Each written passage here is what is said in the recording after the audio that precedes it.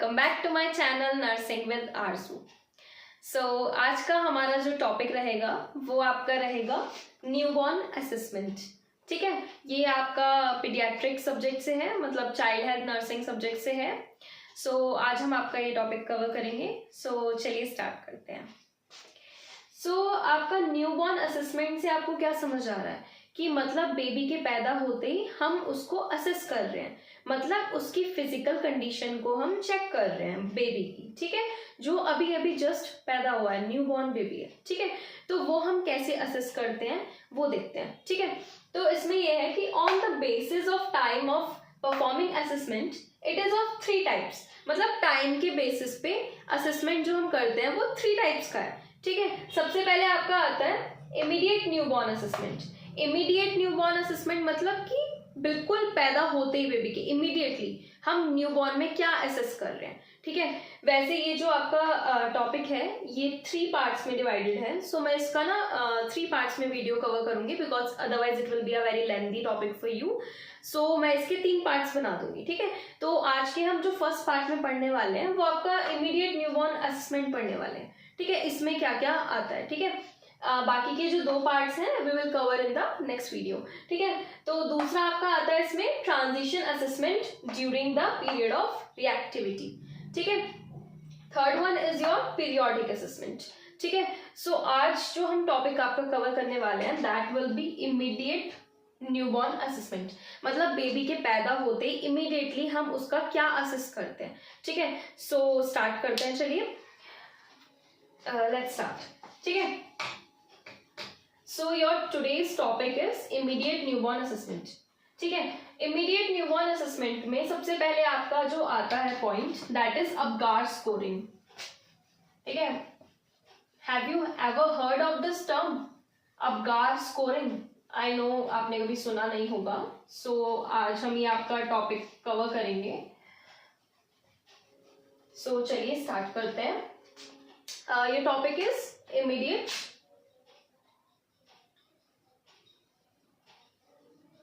Newborn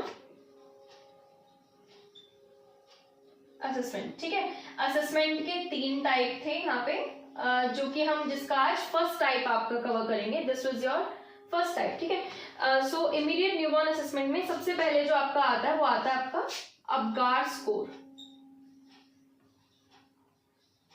ठीक है, Apgar scoring बोल देते हैं इसको। ठीक है, तो ये जो टर्म है इसको हम देखते हैं क्या होता है अपगार स्कोरिंग। ठीक है, अपगार में वैसे इसका एक पूरा पर्टिकुलर टेबल है। चलो मैं इसका आपको तभी बताऊंगी कि ये क्या पर्टिकुलर वर्ड डिनोट करते हैं, ये सारे लेटर्स। ठीक है, तो ये हम आगे अभी मैं कवर करूंगी। ठीक है, सबसे पहले समझ लेते हैं अपगार स्कोरिंग क्या होता है। ठीक है, जैसे ही इमीडिएटली एक बेबी का बर्थ होगा हम सबसे पहले with in 1 minute and 5 minute के अंदर अंदर हम अपगार स्कोर करते हैं। ठीक है, within 1 minute and 5 minute, मतलब बेबी के पैदा होते इमीडिएटली नहीं करते। इमीडिएटली करोगे तो बेबी डिस्ट्रेस में होगा, तो आप अच्छे से उसको असेस नहीं कर पाओगे। ठीक है, तो हम इसमें 1 मिनट, जब बेबी थोड़ा बाहर आ जाएगा उसके 1 मिनट से लेके 5 मिनट के अंदर अंदर हमें ये करना होता है अपगार स्कोरिंग। ठीक है, अब ये देखते हैं अपगार स्कोरिंग होता क्या है।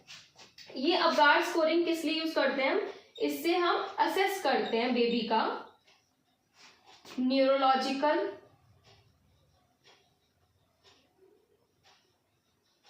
रेस्पिरेटरी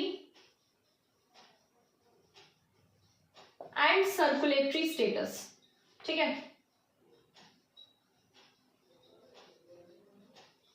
अपगार स्कोरिंग से हमें क्या क्या पता चलता है। ठीक है, अपगार स्कोरिंग में क्या होता है हमें पता चल जाता है हम इसमें क्या असेस कर रहे हैं, बेबी का सर्कुलेटरी एफर्ट देख रहे हैं, मतलब सर्कुलेशन प्रॉपर है या नहीं, रेस्पिरेशन कैसा है उसका, रेस्पिरेटरी एफर्ट कैसा कर रहा है बेबी। ठीक है, और उसका न्यूरोलॉजिकल स्टेटस कैसा है। ठीक है, कोई कॉन्जेनाइटल एबनॉर्मेलिटी तो नहीं है, या कोई ऐसी माइंड से रिलेटेड कोई एबनॉर्मेलिटी तो नहीं है प्रेजेंट बेबी को। ठीक है, तो हम इसमें क्या करते हैं अपगार स्कोरिंग से हम ये असेस कर सकते हैं कि उसका सर्कुलेशन, उसका उसका रेस्पायरेशन एंड उसका न्यूरोलॉजिकल स्टेटस क्या है, हमारा जो न्यूबॉर्न बेबी है, ठीक है। तो उसके लिए हम अपगार्ड स्कोरिंग करते हैं। तो आपको ये पता होना चाहिए अपगार्ड स्कोरिंग क्यों करते हैं। It is to assess the circulatory, respiratory and neurological status of the newborn, ठीक है, of the newborn.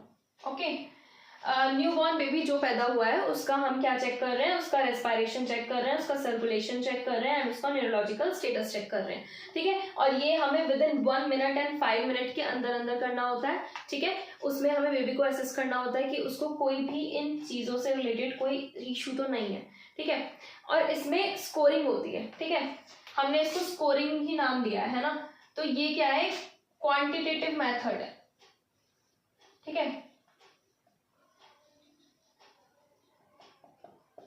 It is a quantitative method. Quantitative पता क्या होता है, आपने ये टर्म सुना है कभी, क्वालिटेटिव और क्वांटिटेटिव में डिफरेंस क्या होता है, पता है? नहीं पता तो मैं बता देती हूँ कि जो क्वांटिटेटिव मेथड होता है, क्वांटिटेटिव का मतलब है कि न्यूमेरिकल फॉर्म में हमें कोई डेटा मिलेगा, ठीक है। फॉर एग्जाम्पल सपोज करो कि हमें एक कोई वो है, सिटी है सपोज करो, ठीक है, या कोई विलेज ले लो, चलो, उसमें हमें एक पर्टिकुलर एरिया में किसी भी नंबर ऑफ केसेस जानने हैं किसी भी डिसीज कंडीशन के। फॉर एग्जाम्पल आप ले लो कि पोलियो है या फिर मिजल्स है या चिकन पॉक्स है, हमें ये जानना है कितना नंबर ऑफ केसेस है। तो वो नंबर ऑफ केसेस में हमें जो डेटा मिलेगा वो न्यूमेरिकल फॉर्म में डेटा मिलेगा। जो भी डेटा आपको न्यूमेरिकल फॉर्म में मिल रहा है दैट इज क्वांटिटेटिव, मतलब हमें क्वांटिटी पता चल रही है किसी चीज की। और क्वालिटेटिव होता है कि हमें किसी चीज का नेचर पता चल रहा है, क्वालिटी पता चल रही है ना, वो अलग मेथड होता है। ये क्या है, ये क्वांटिटेटिव मेथड है बिकॉज हमें इसमें न्यूमेरिकल फॉर्म में डेटा मिलेगा, ठीक है। अब हमें न्यूमेरिकल फॉर्म में डेटा मिलेगा इसलिए हम इसको स्कोरिंग बोल रहे हैं, अपगार्ड स्कोर बोल रहे हैं, बिकॉज हमें यहाँ जो भी डेटा मिलेगा, जो भी हमारे पास डेटा आएगा वो न्यूमेरिकल फॉर्म में डेटा आएगा, ठीक है। तो इसलिए ये क्या है, क्वांटिटेटिव मेथड है, जो क्या यूज कर, किसके लिए हम यूज कर रहे हैं, to assess neurological, respiratory and circulatory status of the newborn. और इसे हमें कब करना होता है, within 1 minute and 5 minute के अंदर हमें इसे करना होता है, ठीक है। अब हम ये देखते हैं अपगार्ड स्कोरिंग में, आपको मैंने ये तो बता दिया कि क्वांटिटेटिव मेथड होता है, बट न्यूमेरिकल फॉर्म में कैसे मिलेगा डेटा हमें, ये भी तो पता होना चाहिए, है ना। तो इसका जो आपका मैक्सिमम स्कोर होता है, मैक्सिमम, वो 10 होता है, ठीक है। 10 इज द मैक्सिमम स्कोर, मतलब एक बेबी का स्कोर जो आएगा वो 10 ही आएगा, 10 से ऊपर कोई स्कोर नहीं जा सकता है, ठीक है। जो उसका सेटिस्फैक्ट्री स्कोर रहेगा वो उसका मोर देन 7 रहेगा। अभी मैं ये बताऊंगी कि कैसे और क्या। और जो उसका अगर मॉडरेट डिस्ट्रेस होगा वो 4 to 6 के बीच में होगा। अगर बेबी सीवियर डिस्ट्रेस में है तो जो उसका स्कोर है वो 0 to 3 के बीच में रहेगा। अब ये समझते हैं कि क्या है, ठीक है। एक बेबी है, ठीक है, सपोज करो हमने उसका अपगार्ड स्कोर निकाल लिया।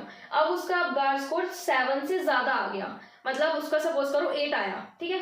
दैट मीन्स क्या है, सेटिस्फैक्ट्री स्कोर है, मतलब बेबी जो है एक्स्ट्रा यूट्राइन लाइफ में सरवाइव कर सकता है, अडेप्ट इजिली कर पा रहा है वो, ठीक है। मतलब एक्स्ट्रा यूट्राइन लाइफ का मतलब आपको मैंने पहले भी एक प्रीवियस वीडियो में बता चुकी हूँ।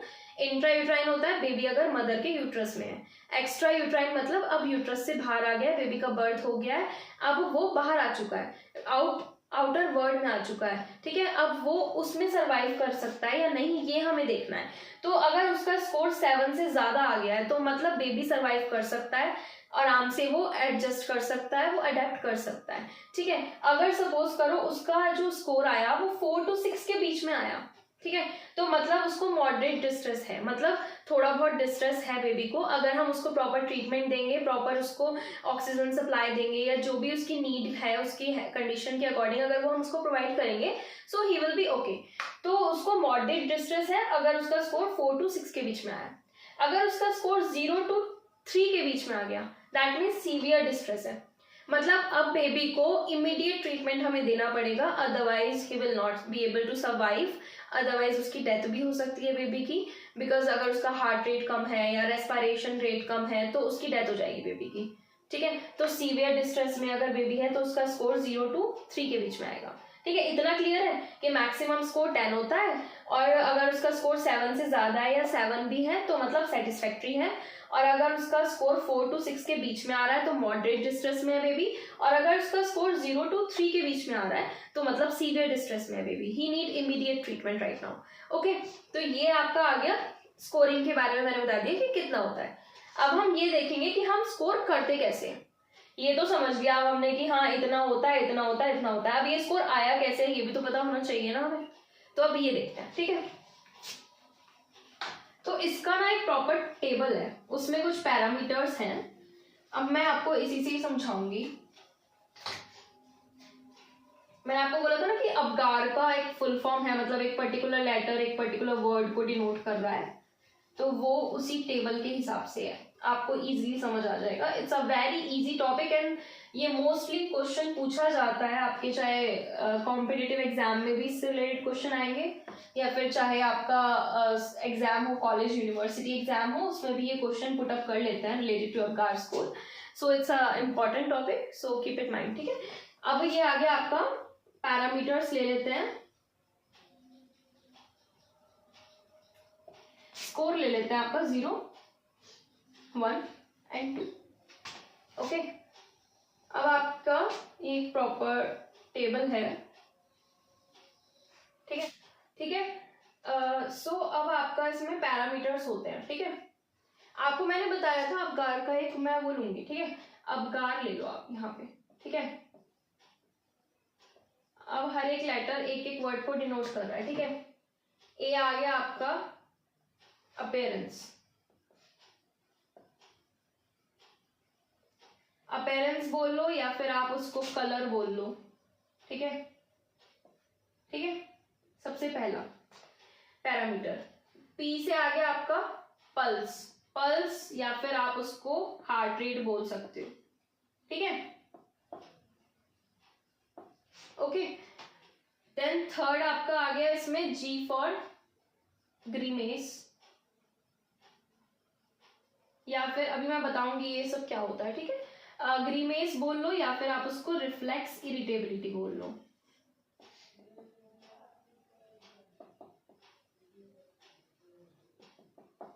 ठीक है, then your fourth one is activity, activity बोल लो या फिर आप उसको मसल टोन बोल लो।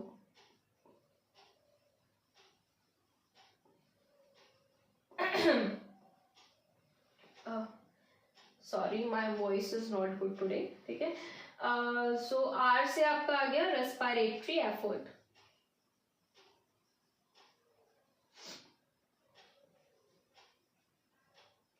ओके, सो ये आपके 5 पैरामीटर्स होते हैं जो कि आपके इन्हीं वर्ड से डिनोट होकर आए हैं अबगार से। ठीक है, दिस अबगार। ए से आपका क्या आ रहा है अपीयरेंस, अपीयरेंस मतलब कलर बेबी का। ठीक है, अगर उसका बेबी का कलर ब्लू है, फुल बॉडी का ब्लू या फिर पेल, मतलब ठीक है बिल्कुल ब्लू है, कुछ वो नहीं है। पहले मैं ये टेबल बना देती हूँ पूरा। ठीक है, उसके बाद मैं एक्सप्लेन करती हूँ। ठीक है, दैट विल बी बेटर। ठीक है,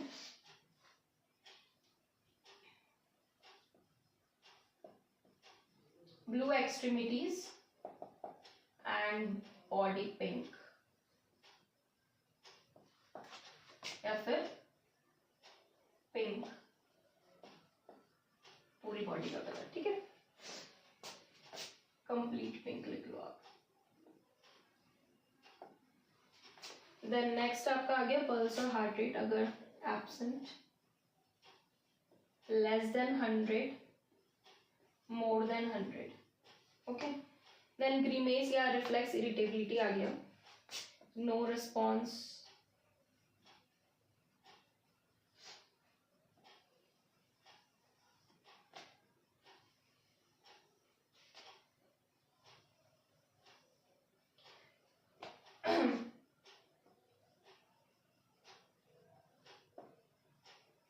ग्रीमेस और weak response,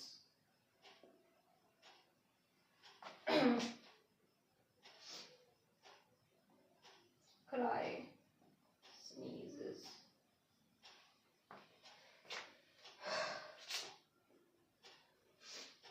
activity muscle tone,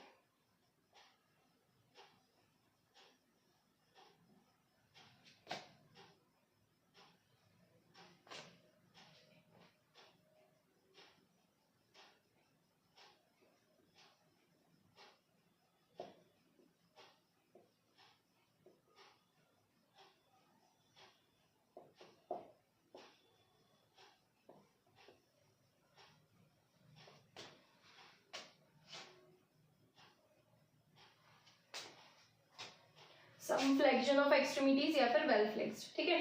respiratory effort आ गया अब उसका,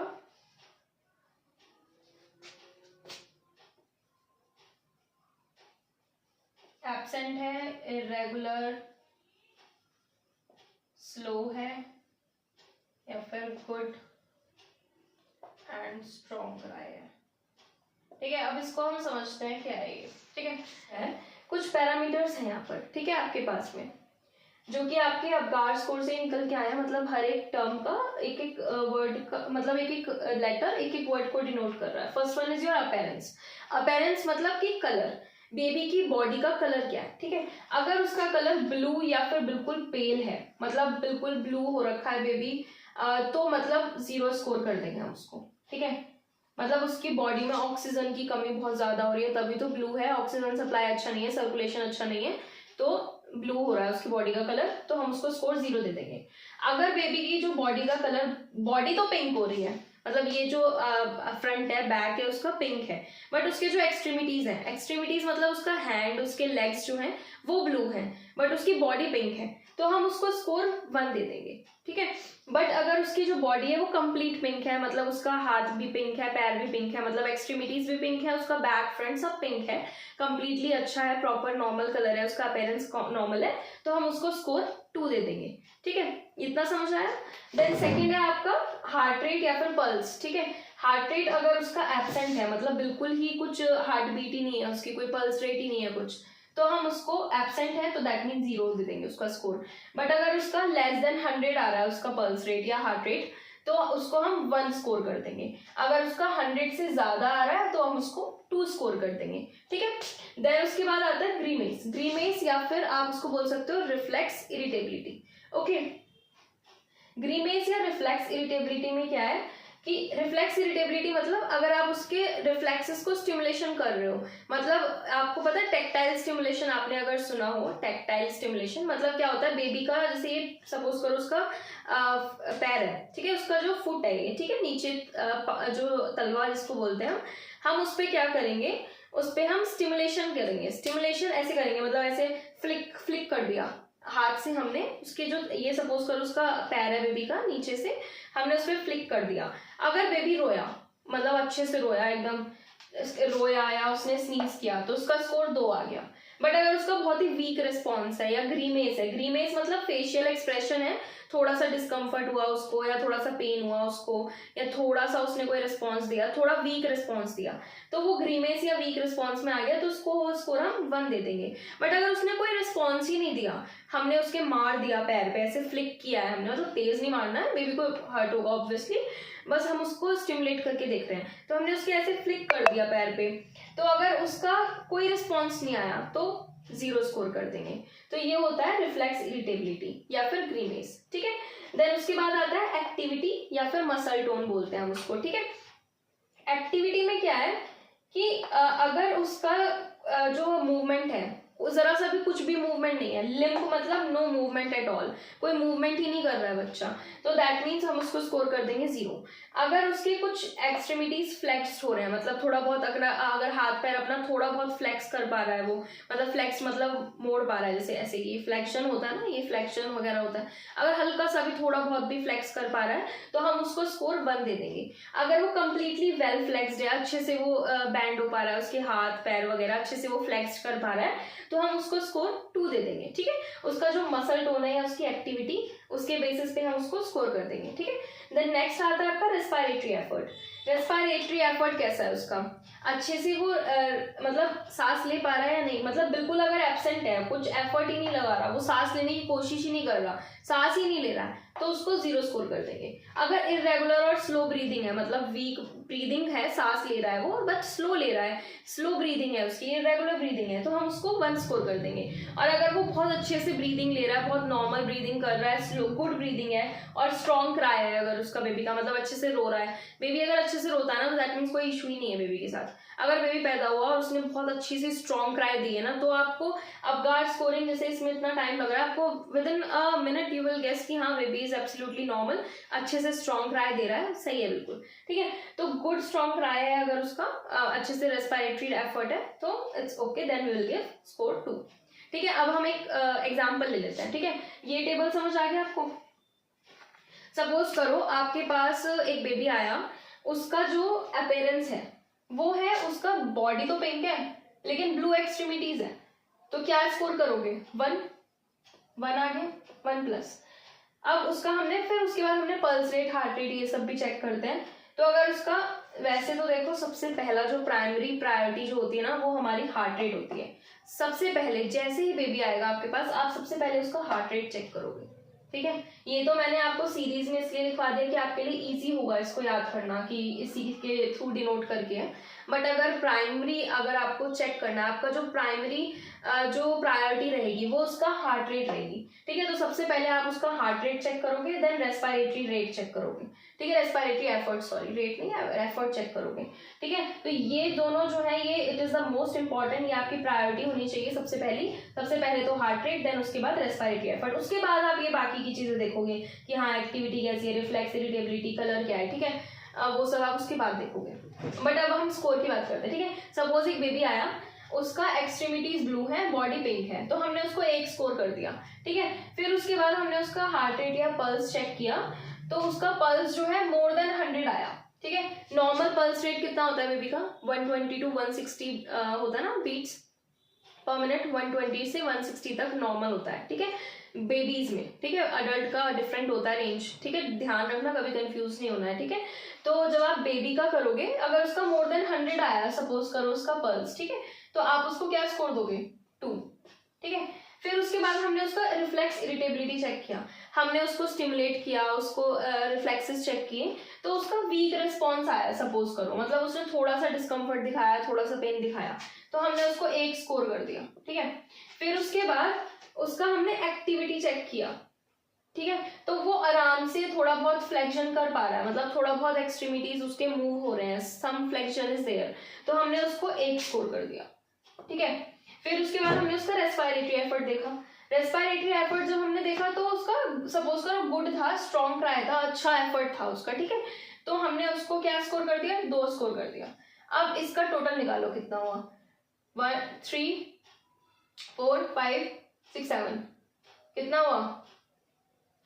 7 हुआ, 7 आना ना, 2 4 5 6 7। ठीक है, मैथ्स थोड़ा वीक है सभी का होता है, जो बायो वाले होते हैं स्पेशली। चलो ठीक है, मजाक से हट के बोल रही हूँ, ये बहुत नॉर्मल कैलकुलेशन था। ठीक है, तो 7 आया उसका स्कोर। ठीक है, तो 7 आया, दैट मीन्स नॉर्मल है। अब गार्ड स्कोर हमने क्या बताया था, अगर उसका जो वो है स्कोर जो है, अगर 7 आता है या 7 से ज्यादा आता है, मतलब सेटिस्फैक्ट्री है, वो सरवाइव कर सकता है बच्चा आराम से। और सपोज करो अगर तुमने स्कोर निकाला,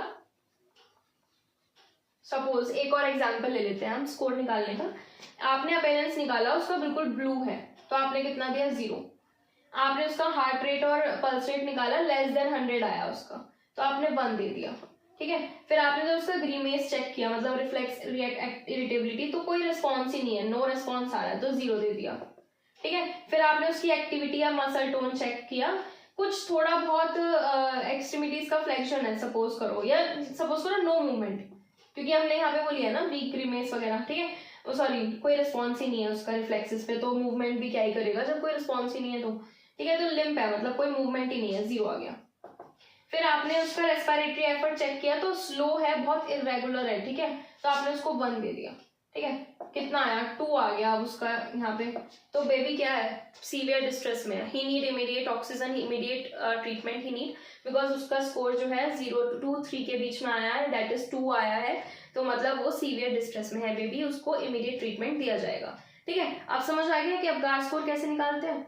तो इमीडिएट असेसमेंट जब हम करते हैं बेबी का, तो सबसे पहला स्टेप जो रहता है वो हमारा अपगार स्कोर रहता है। ठीक है, अपगार स्कोरिंग का ये जो टेबल है ना, it is the most important table. बस ये टेबल समझ लो, पूरा अपगार स्कोर आ गया। क्या ही है इसमें, बस ये टेबल ही तो है, ये तो ऐसे याद हो ही जाएंगे ये पैरामीटर्स इसके थ्रू, है ना। इसलिए मैंने सीरीज में बताने की जगह ऐसे ही बताया। बट ये ध्यान रखना, जब भी चेक करोगे पहले हार्ट रेट ही करोगे, फिर रेस्पिरेटरी एफर्ट करोगे, देन बाद में ये चीजें हैं। बस याद करने के लिए मैंने ये ऐसे बता दिया कि इसके अकॉर्डिंग सीरीज में रख दिया मैंने। ठीक है, सो ये टेबल ध्यान रखना। ठीक है, ठीक है, अब मैं इसको रब कर देती हूँ। ठीक है, फिर अब हमने इसका देख लिया, गार्ड स्कोरिंग कर लिया। अब हमने, ये हमारा क्या था, सबसे पहला पैरामीटर था। अब गार्ड स्कोरिंग, सॉरी, सबसे पहला हेडिंग था किसका, इमीडिएट असेसमेंट ऑफ न्यूबॉर्न का। अब इमीडिएट असेसमेंट में और भी चीजें आती हैं, ठीक है, जो हम करते हैं। खाली अब गार्ड स्कोर निकाल के थोड़ी बैठोगे, और भी तो चीजें चेक करोगे, नहीं करोगे बेबी में। तो और चीजें क्या क्या आएंगी, गैस करो, अपना थोड़ा दिमाग लगाओ कि कोई बेबी आया, पैदा हुआ है जस्ट अभी अभी, तो उसका क्या क्या चेक करोगे तुम, क्या फिजिकल असेसमेंट करोगे, क्या क्या एग्जामिन करोगे उसका। सबसे पहले तो अब गार्ड स्कोर ही कर लिया हमने, उसके बाद क्या एग्जामिन करोगे, क्या चेक करोगे, और बताओ, एनी गैस। चलो मैं ही बता देती हूँ। आप उसका वेट रिकॉर्ड भी तो करोगे ना, कि कितना वेट है बेबी का, लो बर्थ वेट बेबी तो नहीं है, उसका बॉडी वेट कितना होना चाहिए। ये रेंजेस आपने स्टार्टिंग में सब में पढ़ रखी होंगी। ये तो आपको नॉर्मल वैल्यूज हर चीज की पता होनी चाहिए। पीडियाट्रिक की डिफरेंट होती है कंपेयर टू अडल्ट। तो जो आपका नॉर्मल बर्थ वेट होता है वो मोर देन 2.5 kg होना चाहिए न्यूबॉर्न का, ठीक है, ये नॉर्मल बर्थ वेट होता है, ठीक है। 2.5 से ज्यादा बर्थ वेट होना चाहिए बच्चे का। अगर बर्थ वेट 2.5 से ज्यादा है, दैट मीन्स बेबी का वेट बिल्कुल नॉर्मल है, वो लो बर्थ वेट बेबी में नहीं आएगा, ठीक है। तो हम उसका क्या करेंगे, मॉनिटर करेंगे बर्थ वेट, ठीक है। अभी मैं दोबारा से लिखती हूँ, एक सेकेंड। ये लिखते हैं, immediate assessment, immediate newborn assessment था हमारा आज का टॉपिक, ठीक है। This was your topic. इसके अंदर सबसे पहले हमने लिया अब गार्ड स्कोर, ठीक है। देन दूसरा आपका आ गया record weight of the baby,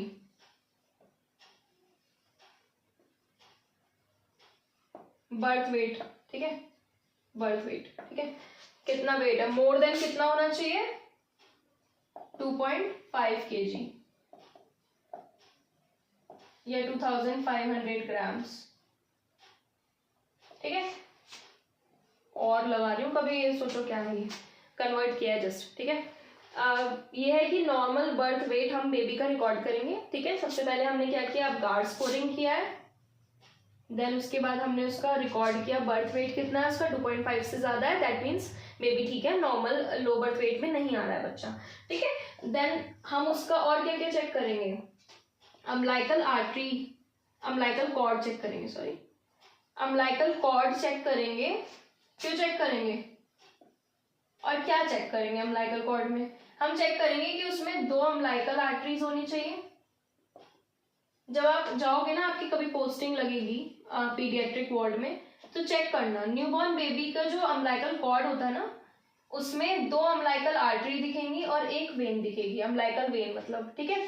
तो ये हम क्यों चेक कर रहे हैं अम्बिलिकल कॉर्ड और अम्बिलिकल वेन, आपको मैंने बताया था कि जो फीटल सर्कुलेशन होता है, मतलब प्रीवियस वीडियो में मैंने कवर किया था कि जो फीटल सर्कुलेशन होता है वो अलग होता है अडल्ट सर्कुलेशन से, ठीक है। तो आपका जो फीटल सर्कुलेशन होता है उसमें पता क्या होता है, जैसे नॉर्मल हमारे में क्या होता है, आर्टरी क्या करती है, ऑक्सीजनेटेड ब्लड कैरी करती है, वेन क्या करती है, वो डीऑक्सीजनेटेड ब्लड कैरी करती है। बट जो फीटल सर्कुलेशन होता है, मतलब बच्चा अभी पैदा नहीं हुआ, मदर की वूम में है, फीटल है, फीटस है, तो उसके सर्कुलेशन में क्या होता है, जो उसकी वेन होती है वो तो ऑक्सीजनेटेड ब्लड कैरी करेगी, और जो आर्टरी होती है वो डीऑक्सीजनेटेड ब्लड कैरी करेगी। उल्टा होता है अडल्ट से, हमसे उल्टा होता है उनका सर्कुलेशन, ठीक है। तो हम उसकी आर्टरी और वेन इसलिए चेक कर रहे हैं कि उसका जो जब वो फीटल लाइफ में था उसका सर्कुलेशन नॉर्मल था, डेवलप्ड था या नहीं था। मतलब हम ये चेक कर रहे हैं कि प्रॉपर उसका oxygenated blood, deoxygenated blood proper carry हो रहा था, वेस्ट प्रोडक्ट जितना था वो प्रॉपर कैरी आउट हो रहा था, ऑक्सीजन उसको प्रॉपर मिल रही थी या नहीं। इससे हमें अम्बिलिकल कॉर्ड से ये चीजें पता चल जाती हैं कि कोई इसको कॉन्जेनाइटल एब्नॉर्मैलिटी तो नहीं है। फॉर एग्जाम्पल, अगर उसकी कोई एक आर्टरी प्रेजेंट नहीं है या अगर उसकी वेन प्रेजेंट नहीं है, तो दैट मीन्स उसको डेफिनेटली कोई ना कोई एब्नॉर्मैलिटी प्रेजेंट है, या तो हार्ट से रिलेटेड कोई एब्नॉर्मैलिटी होगी, या किडनी से रिलेटेड होगी, या कोई कॉन्जेनाइटल एब्नॉर्मैलिटी हो सकती है उसको, या क्रोमोसोमल एब्नॉर्मैलिटी हो सकती है कोई भी। तो इसलिए हम अम्बिलिकल कॉर्ड चेक करते हैं कि कोई उसकी जो दोनों आर्टरीज हैं अम्लाइकल की और एक वेन, ये प्रेजेंट होनी चाहिए। 3 प्रेजेंट होती हैं, मतलब 2 आर्टरीज और एक वेन प्रेजेंट होनी चाहिए उसकी अम्लाइकल कॉर्ड में। अगर प्रेजेंट है ये तो दैट मीन्स उसका जो सर्कुलेशन था, फीटल सर्कुलेशन, वो नॉर्मल था, प्रॉपर्ली डेवलप था। उसका ऑक्सीजन सप्लाई, उसका न्यूट्रिएंट्स का जितना भी सप्लाई था, ब्लड का सर्कुलेशन था, ऑक्सीजनेटेड डीऑक्सीजनेटेड ब्लड का, और वेस्ट प्रोडक्ट का जितना भी था, प्लेसेंटा टू बेबी और बेबी टू प्लेसेंटा, सब कंप्लीटली नॉर्मल था। तो इसलिए हम उसका अम्लाइकल कॉर्ड भी चेक करते हैं, ठीक है। तो ये भी आता है आपका इमीडिएट न्यूबॉर्न असेसमेंट में। पहला आपका गार्ड स्कोरिंग, फिर आप बर्थ वेट रिकॉर्ड करोगे, देन उसका अम्लाइकल कॉर्ड चेक करोगे कि दोनों वेन और आर्टरी, दोनों आर्टरी और एक वेन प्रेजेंट है या नहीं, ठीक है। फिर उसके बाद आप जो उसका 4th नंबर पे चेक करोगे, ऑरिफाइसेस चेक करोगे, ठीक है। ऑरिफाइसेस में आपका आगे जैसे माउथ आप उसका चेक करोगे, क्लेफ्ट लिप या क्लेफ्ट पैलेट तो नहीं है। आई नो ये फर्स्ट टाइम आप वर्ड सुन रहे हो, ये टॉपिक है अलग अलग, ये आगे मैं आपके कवर करूंगी, बट मैं आपको ओवरव्यू दे देती हूँ कि क्लेफ्ट लिप और क्लेफ्ट पैलेट क्या होता है, ठीक है। माउथ को चेक करेंगे कि इसको क्लेफ्ट लिप या क्लेफ्ट पैलेट तो नहीं है। क्लेफ्ट लिप या क्लेफ्ट पैलेट में क्या होता है, सपोज करो एक बेबी है, उसका जो रूफ है, मतलब जो माउथ होता है ना आपका, उसका टंग रूफ जो होता है, मतलब जो ये पैलेट होता है अंदर का, ये तलवा जिसको बोलते हैं आई गेस हिंदी में, आई डोंट नो, ये ऊपर का जो हिस्सा होता है, रूफ जो होती है, अगर उसमें होल प्रेजेंट है, मतलब छेद प्रेजेंट है, होल प्रेजेंट है, अगर आप कुछ भी फीड करोगे बेबी को तो वो माउथ के साथ साथ नोज में भी जाएगा, नोज से उसके लंग्स तक जाएगा, उसको एस्पायरेटेड निमोनिया हो जाएगा, मतलब फीडिंग डिफिकल्टी होगी बच्चे को, स्पीच में डिफेक्ट आएगा, बोलते हुए दिक्कत होगी, टंग अच्छे से प्रॉपर मूव नहीं करेगी, ठीक है, डेंटल इश्यूज हो सकते हैं, ठीक है। तो वो होता है आपका क्लेफ्ट पैलेट, मतलब पैलेट में उसके, मतलब जो हार्ड पैलेट है या जो ये ऊपर का रूफ है उसमें क्या है, होल है, तो ये आपका होता है क्लेफ्ट पैलेट। क्लेफ्ट लिप होता है कि यहाँ पे आपके कुछ स्मॉल नॉच प्रेजेंट है लिप पे, लिप में कोई होल हो रहा है या लिप पे कोई नॉच प्रेजेंट है, तो उसकी वजह से डिफिकल्टी होगी उसको बोलने में, स्पीच डिफेक्ट हो सकता है, तो ये आपका होता है क्लेफ्ट लिप, ठीक है। ओवरव्यू जस्ट दे दिया मैंने, हमें बस माउथ चेक करना है कि उसका क्लेफ्ट लिप या क्लेफ्ट पैलेट तो नहीं है, वो आप नॉर्मली चेक कर सकते हो। उसका मुंह खोलोगे, आप उसको टॉर्च या फ्लैश लाइट के थ्रू आप चेक करोगे कि ऊपर कोई होल तो नहीं है, या बाहर कोई होल तो नहीं है, यहाँ पे कुछ होल तो प्रेजेंट नहीं है, या अंदर कोई होल प्रेजेंट नहीं है, ठीक है। तो ये आप माउथ चेक करोगे, ठीक है। फिर दूसरा आप उसका ईयर्स एंड नोज चेक करोगे, ईयर्स उसके चेक करोगे आप कि कोई मालफॉर्मेशन तो नहीं है, नोज चेक करोगे कि कोई इंजुरी तो प्रेजेंट नहीं है, या कोई ट्रॉमा तो नहीं हुआ, बेबी का बर्थ हुआ है तो उसकी कोई इंजुरी तो नहीं हो गई नोज पे, या कोई ट्रॉमा तो नहीं हो गया, या उसका डेविएटेड सेप्टम तो नहीं है, मतलब जो सेप्टम होगा वो अपने पोजीशन से थोड़ा हटा हुआ है, ये जो बीच की नोज ब्रिज होती है ना, ये ब्रिज, ये जो सेप्टम होता है नेजल सेप्टम, ये अपनी जगह से हटा हुआ है, या उसको नेजल फ्लेयरिंग तो नहीं हो रही, ठीक है। ये सब आप चेक करोगे, ठीक है, नोज और ईयर्स को आप चेक करोगे, ठीक है। फिर उसके बाद आप उसका एनस चेक करोगे फॉर एनी इम्परफोरेशन या फिर मालफॉर्मेशन,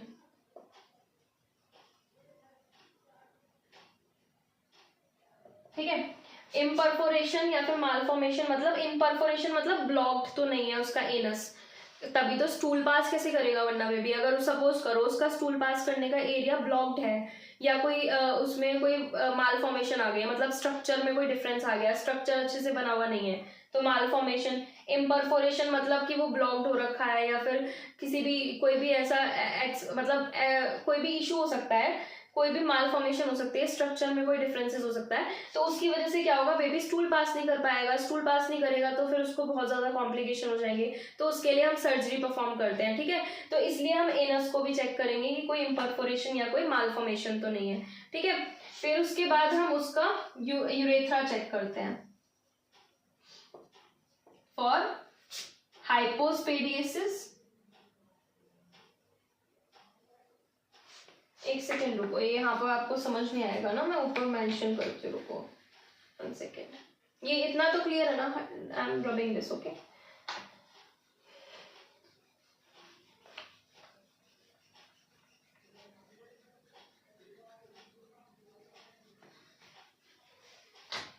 यूरेथ्रा को हम चेक करते हैं हाइपोस्पेडियसिस या एपीस्पेडियसिस के लिए। अभी मैं बताती हूँ हाइपोस्पेडियसिस और एपीस्पेडियसिस क्या होता है।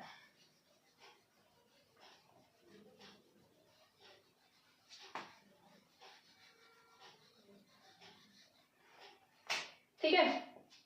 नेक्स्ट जो आप इसका चेक करोगे, पहले तो माउथ चेक किया, फिर ईयर एंड नोज चेक किया आपने, उसका एनएस चेक किया, किसके लिए, स्टूल पास हो रहा है या नहीं प्रॉपर उसको, उसके लिए आप चेक कर रहे हो कि कोई ब्लॉकेज तो नहीं है या कोई स्ट्रक्चर डिफेक्ट तो नहीं है, ठीक है। देन उसके बाद आप उसका यूरेथ्रा चेक करोगे,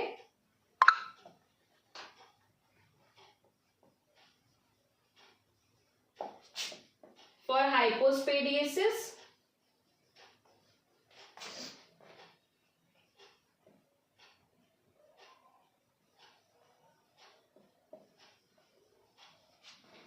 एंड एपिस्पेडियसिस, ठीक है। अब ये देख लो कि हाइपोस्पेडियसिस और एपिस्पेडियसिस क्या होता है, ठीक है। हाइपोस्पेडियसिस मतलब होता है कि बेबी का जो वो है, पीनिस है, suppose this is your penis and ये पीनिस का टिप है, ठीक है। अगर उसका जो यूरेथ्रा का पासेज है, मतलब यूरिन पास होने की जो जगह होती है, मतलब यूरिन जो पीनस की टिप से पास होता है नॉर्मल कंडीशन में, बट हाइपोस्पेडियसिस में क्या होगा, जो उसका जो ओपनिंग होगी ना, यूरेथ्रल ओपनिंग, वो नीचे प्रेजेंट होगी, अंडरनीथ प्रेजेंट होगी, ठीक है, नीचे की तरफ प्रेजेंट होगी। अगर वो नीचे की तरफ प्रेजेंट हो रही है तो मतलब हाइपोस्पेडियसिस कंडीशन है बेबी को, ठीक है। टिप पे प्रेजेंट होने की जगह, दिस इज सॉरी मतलब काइंड ऑफ वियर्ड, मतलब ऐसे समझ लो कि मतलब सपोज करो ये टिप है नॉर्मल, इसके नीचे अगर प्रेजेंट है उसका होल, यूरेथ्रा का पास होने का होल, मतलब उसका यूरिन पास आउट होने की जगह नीचे प्रेजेंट है, तो हाइपोस्पेडियसिस की कंडीशन है। और अगर उसका यूरेथ्रल ओपनिंग जो है, मतलब जो यूरिन पास होने की जगह, वो टिप पे प्रेजेंट होने की जगह पीनिस की, वो ऊपर प्रेजेंट है टॉप पे, अगर टॉप पे प्रेजेंट है तो एपिस्पेडियसिस है, और अगर अंडर प्रेजेंट है तो हाइपोस्पेडियसिस है। तो ये कंडीशन होती है दोनों, टिप पे प्रेजेंट होने की जगह, ये उसकी टिप है पीनिस की, जहां से उसका यूरिन पास होगा, ठीक है, बट उसमें पास होने की जगह वो या तो नीचे पास की तरफ होल ओपनिंग है उसकी, मतलब यूरेथ्रल ओपनिंग, वहां से पास हो रहा है यूरिन, तो वो हाइपोस्पेडियसिस। और अगर टिप पे पास होने की जगह ऊपर पास हो रहा है, टॉप पे पास हो रहा है, तो मतलब एपिस्पेडियसिस, ठीक है। ये दो कंडीशन होती है, तो इसलिए हम उसका यूरेथ्रा चेक करते हैं कि हाइपोस्पेडियसिस या फिर एपिस्पेडियसिस तो बेबी को प्रेजेंट नहीं है, ठीक है। उसके लिए हम ये चेक करते हैं यूरेथ्रा को, ठीक है, कि जो उसका यूरिन है वो कहाँ से पास आउट हो रहा है।